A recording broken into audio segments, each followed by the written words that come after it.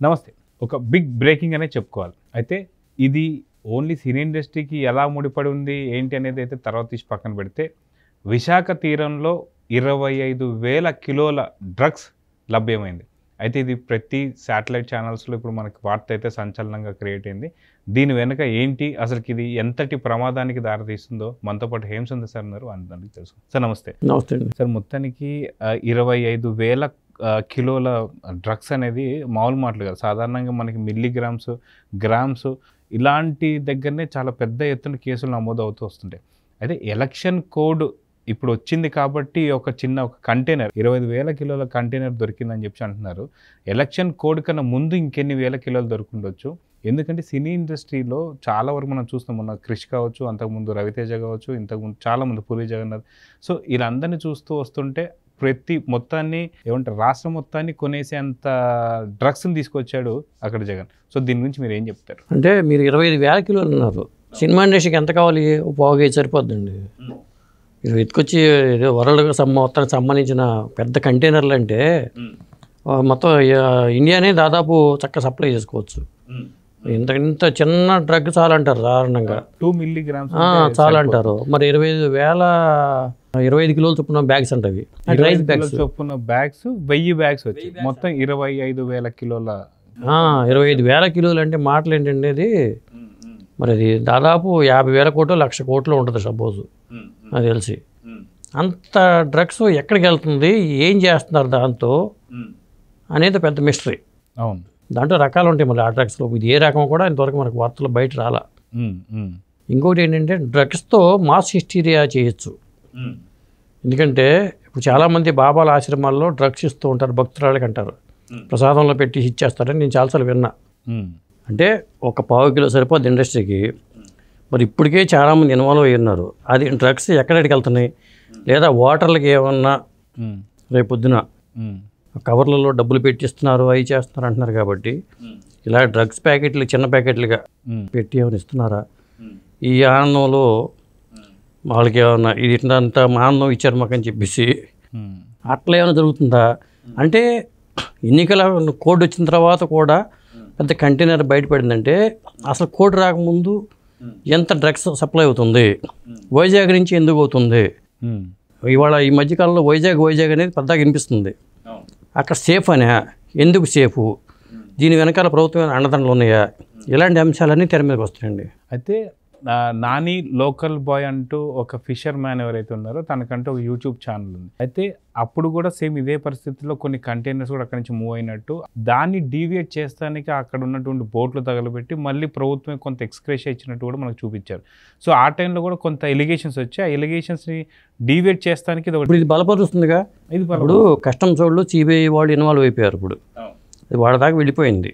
ఒక పక్క సిబిఐ వాళ్ళు కూడా కస్టమ్స్ వాళ్ళ సహకారం తీసుకొని మొత్తం చాలా ఈ దీని వెనకాల పెద్ద మాఫియా ఉన్నట్టుగా ఉంది.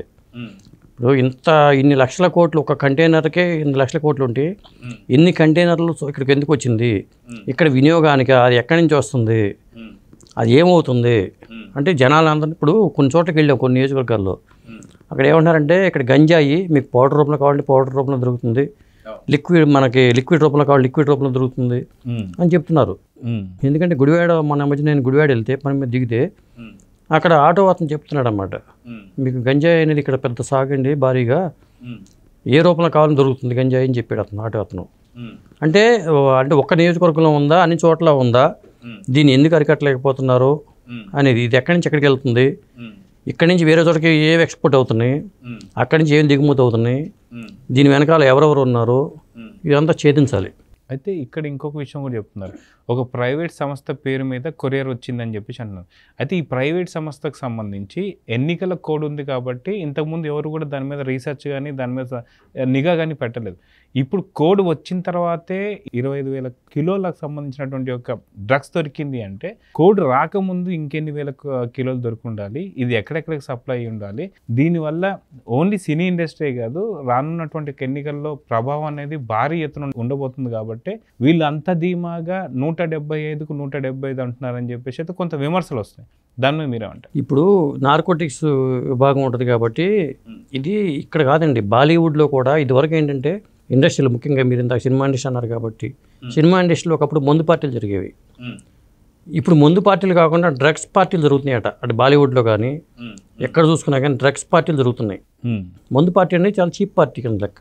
ఒకప్పుడు మందు పార్టీ అంటే చాలా మంచి పెద్ద పార్టీ, రిచ్ పార్టీ కింద లెక్క వేసేవాళ్ళు. ఇప్పుడు చోట్ల డ్రగ్స్ పార్టీలు జరుగుతున్నాయి. అప్పుడు కరణ్ జోహార్ కానీ వీళ్ళందరూ ఇన్వాల్వ్ అయిన వార్తల్లోకి వచ్చినాయి అప్పుడు. ఆ తర్వాత సుశాంత్ సింగ్ ఆత్మహత్య తర్వాత అతని ప్రియురాలు అమ్మాయిని అరెస్ట్ చేసిన తర్వాత చాలా కదిలింది. మరి అవన్నీ పేర్లని ఏమని అర్థం కాదు. ఇక్కడ అకున్ సబ్రాలు ఉన్నప్పుడు కూడా చాలామంది వాళ్ళ సినిమా వాళ్ళందరినీ అలర్ చేసి పారేశారు. మరి నా అలర్ పారేసిన వాళ్ళ తర్వాత ఏమైంది ఆ ఫైలు? ఇట్లా జరుగుతుంది. దీని మీద ఇన్వెస్టిగేషన్ జరుగుతున్నాయి, అన్నీ జరుగుతున్నాయి. వాళ్ళని తీసుకు విచారిస్తున్నారు, అంతా జరుగుతుంది. ప్రముఖ హీరోయిన్లు ఉంది, లేకపోతే పలానా హీరో స్టార్ హీరో భార్య ఇన్వాల్వ్ అయ్యి ఉంది. ఇలాంటి వార్తలన్నీ వస్తున్నాయి. ఆ 4 రోజుల్లో మళ్ళీ ఆ వార్తలు సర్దుమణిగిపోతున్నాయి. ఎందుకు సర్దుమణుగుతున్నాయి? దీని వెనకాల మళ్ళీ ఏమైనా చేతులు మారుతున్నాయి అమౌంట్లు అనేది ఇప్పటి నుంచో ఉంది. ఆయన అంత అప్పటి నుంచో వార్తలు ఉన్నా కానీ ఇప్పటిదాకా దీని మీద మళ్ళీ పూర్తి దర్యాప్తు లేకపోవడం ఏంటి? ఆ ఫైల్స్ ఏమైనాయి? అవి పక్కన పడేవి ఎందుకు పక్కన పడేశారు? ఇలాంటి కంటైనర్లు బయటపడుతున్నప్పుడు కూడా దీని మీద పూర్తి స్థాయిలో దర్యాప్తు జరగకపోతే మాత్రం ఇది చాలా ఇబ్బందికరమే. అయితే అతి తొందరలో అన్ని రంగాల నుండి ప్రముఖులందరినీ కూడా వైజాగ్ స్టార్ హోటల్స్లో వాళ్ళకి సెటప్ చేసి ఇలాంటి డ్రగ్స్ పార్టీ ఇవ్వబోతున్నారు. ప్రతి ఒక్క రంగంలో ఉన్న ప్రముఖులతోని వైఎస్ఆర్సీపీకి దీని నుంచి ఒక ఏమంటారు ప్రచారం కావచ్చు, ఏదో చేయబోతున్నారు అనేది ఒక వార్తలు అయితే ఇప్పుడు బాగా విస్తృతంగా వస్తున్నాయి. దాని మీద మీరు ఏమంటారు? అదేండి, డ్రగ్స్ అంటే మత్తు అండి. ఆ మత్తులో ఇటుపక్క ఎటు వేస్తా తెలీదు. దీన్ని ఆ మత్తులో మభ్య పెట్టడానికి మాత్రం ఈ మత్తు అనేది ఉపయోగపడుతుందని అర్థమవుతుంది. మరి ఇది ఎవరి ఆలోచన అంటే జనాలను తప్పుదో పట్టించే ఆలోచన ఎందుకు చేస్తున్నారు? అంత ప్రభావం దీనికి మత్తుకు ఉంటుందా, డ్రగ్స్కి ఉంటుందా? ఇవన్నీ ఆలోచించాల్సిన అంశాలే. ఎందుకంటే మనం ఈ మత్తు గురించి చాలాసార్లు విన్నాం కాబట్టి, ఆశ్రమాల ప్రసాదం పేరుతో మభ్య పెడుతున్నారు కాబట్టి భక్తులే ఇంత మా తన్మయత్వంతో మైమరిచిపోతున్నప్పుడు ఓటర్లు కూడా మైమరిచిపోతారు కదా. అక్కడ నిజంగా దేవుడే కనిపిస్తున్నాడని చెప్పి మాకు దేవుడు కనిపించాడని చెప్తూ ఉంటారు ఆశ్రమాల్లో కూడా చాలా ఆశ్రమాల మీద కూడా డ్రగ్సే ఇన్వాల్వ్ అయ్యి ఉన్నాయని వార్తలు వస్తున్నాయి. అంతగా గుడ్డిగా నమ్మటానికి కారణం డ్రగ్స్ అంటారు. అలా డ్రగ్స్తో అదొక టెక్నిక్ అనుకోవచ్చు. మనం డ్రగ్స్తో భక్తులుగా మార్చేసి దేవుడి రూపంలో కల్పించినప్పుడు ప్రజల నాయకుడిని కూడా దేవుడిగా చూపించేలాగా డ్రగ్స్ చేయలేవా? చేస్తాయి కదా. అలా ఏమన్నా జరుగుతుందా? అది ఏ నాయకుడి కోసం, ఎవరి కోసం అనేది కూడా దీని మీద దర్యాప్తు అనేది జరగాలి. ఇంత పెద్ద స్థాయిలో 25,000 కిలోలు అంటే మాటలు కాదు. ఒక కంటైనర్ దొరికి ఇంత అయితే మీరు గతంలో లోకల్ బాయ్ నాని గురించి చెప్పారు. మరి అప్పుడు కూడా ఇట్లాంటి ఎలిగేషన్స్ వచ్చినప్పుడు అంటే పెద్ద పెద్ద మెట్రోపాలిటన్ సిటీస్లో ఈ స్థాయిలోనే కంటైనర్లు దిగుతున్నప్పుడు వాటర్ రేవుల్లోనూ వాటిలో టార్గెట్గా చేసుకుని కంటైనర్లన్నింటినీ కూడా ఎక్కడ కంటైనర్ వెళ్తుందా కానీ కంటైనర్ని ఓపెన్ చేసి పడాల్సిన బాధ్యత అయితే ఉందండి. అది ఎందుకంటే చట్టం దానికి అనుమతి ఇవ్వాల్సిందే. అసలు ఎంతంత కంటైనర్లో కరెన్సీ తరలి వెళ్ళిపోతుందా, లేకపోతే దాంట్లో డ్రగ్స్ ఉన్నాయా, లేకపోతే ఆయుధాలు ఉన్నాయా, బాంబులు ఉన్నాయా, ఇవన్నీ తెలుసుకోవాలి కదా. అది చాలా ప్రమాదకరం అది. సో మొత్తానికి చూసుకుంటూ వస్తే ఏపీలో రాజకీయాలు అనేది హీట్ ఎక్కుతూనే ఇంకొక పక్కన సినీ ఇండస్ట్రీకి సంబంధించే కాదు అన్ని వర్గాల వాళ్ళని అన్ని సంబంధించిన వాళ్ళందరినీ కూడా కట్టడి చేస్తానికి వీళ్ళందరికీ కూడా ఒక రాజకీయ ఎర వేస్తానికి ఇలాంటివన్నీ తీసుకొస్తున్నారు. నేను అనుకోవడం పై స్థాయిలో ఎరవేయడం అనేది కాదండి. పై స్థాయిలో జరిగేది కాదు. ఇది చాలా కింది స్థాయిలో ఇంత డ్రగ్స్ ఇంత పెద్ద మొత్తం ఉందంటే పై స్థాయిలో వాళ్ళకి ఎంత కావాల్సి వస్తుందండి? ఇన్ని వేల కిలోలు అవసరం లేదు. నాకు తెలిసి ఒక కింటా డ్రగ్స్ తీసుకుంటే మొత్తం 3 మందికి పార్టీ ఇవ్వచ్చు. అది కాదు. ఇది ఇన్ని వేల కిలోలు చొప్పున కంటైనర్ దొరికిందంటే ప్రతిరోజు ఎన్ని కంటైనర్లు వస్తున్నాయి? కంటైనర్ల రూపంలో కాకుండా ఇంక వేరే రూపాల్లో పడవల్లోనో లేదా ఇంకో వీటి షిప్పుల్లోంచి రకరకాల రూపాల్లో కూడా వచ్చే అవకాశం ఉంది. అసలు ఈ డ్రగ్స్ అనేది ఎక్కడ తయారవుతున్నాయి? ఎందుకంటే ఏ దేశాల్లో డ్రగ్స్ తయారవుతున్నాయి, అక్కడ ఎందుకు నియంత్రించలేకపోతున్నారు, ఇక్కడికి ఎలా వస్తుంది, మరి చట్టం ఏం చేస్తుంది, ఇవన్నీ ఉంటుంది కదా. మరి రాజకీయ నాయకులు ఉన్నారు, దీని వెనకాల ఉన్నారా, లేకపోతే మాఫియా వాళ్ళు ఉన్నారా, ఇండస్ట్రియలిస్టులు ఉన్నారా, ఎవరున్నారనేది కూడా తేలాల్సిందే. సో మొత్తానికి ఇప్పుడు ఎలక్షన్ కోడ్ అమల్లో ఉంది కాబట్టి సెంట్రల్ గవర్నమెంట్ కూడా యాక్షన్ తీసుకోవాల్సినటువంటి అవసరం ఉంటుంది. ఎంతకాలంలో దీని మీద ఒక పూర్తిగా ఒక సమాచారం మనకు వచ్చే అవకాశం ఉంటుంది అంటారు? అదేనండి, ఇది వరకటి కేసుల్లాగా దీన్ని మళ్ళీ కామ్గా ఫైల్ ఎక్కడ పడేశారంటే ఎక్కడ వేసిన గొంగళి అక్కడే ఉంటుందండి. ఎందుకంటే నేను 10 ఏళ్ళగా చూస్తున్నాను డ్రగ్స్ వ్యవహారం అనేది. అప్పుడు చిన్న స్థాయిలో వార్తలు వచ్చేవి, ఇప్పుడు ఏంటంటే అసలు సినిమా ఇండస్ట్రీనే పోతుందని చెప్తున్నారు. అది కూడా తప్పంటే నేను ఒక సినిమా ఇండస్ట్రీనే చూపిస్తున్నారు పెద్దానికి, సినిమా పెద్దలనే చూపిస్తున్నారు. అట్లా కాదు, అన్ని స్థాయిల్లోనూ కూడా ఈ వ్యవహారం అనేది ఉంది. అది దొరకట్ల వాళ్ళు.